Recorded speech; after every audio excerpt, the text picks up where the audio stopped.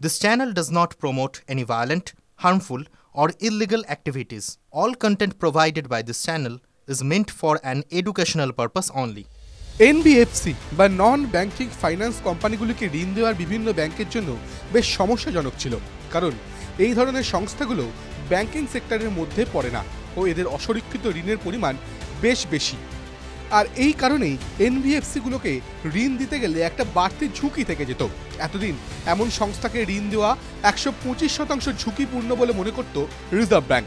ফলে যেসব ব্যাংক এই ধরনের সংস্থাকে ঋণ দিত তাদের অনেকটা বাড়তি অর্থ সরিয়ে রাখতে হতো আগে থেকেই। আরবিআই এবার একটা নয়া সার্কুলার জারি করেছে, আর এই সার্কুলারে বলা হয়েছে এবার থেকে বিভিন্ন ব্যাংকে দেওয়া ঋণ এবার 100% ঝুঁকিপূর্ণ বলে ধরা হবে। আর তা হলে ব্যাংকগুলো ঋণ দেওয়ার জন্য বাড়তি যে পরিমাণ অর্থ সরিয়ে রাখত সেই পরিমাণটাও অনেকটা কমে যাবে।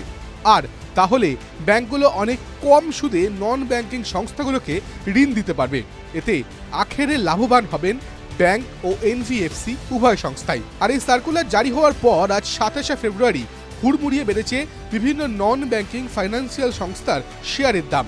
আজ বাজাজ ফাইন্যান্সের শেয়ারের দাম বেড়েছে 2.55%, 5.67% দাম বেড়েছে শ্রীরাম ফাইন্যান্সের, 5.18% দাম বেড়েছে চোলামমণ্ডলম ইনভেস্টরের।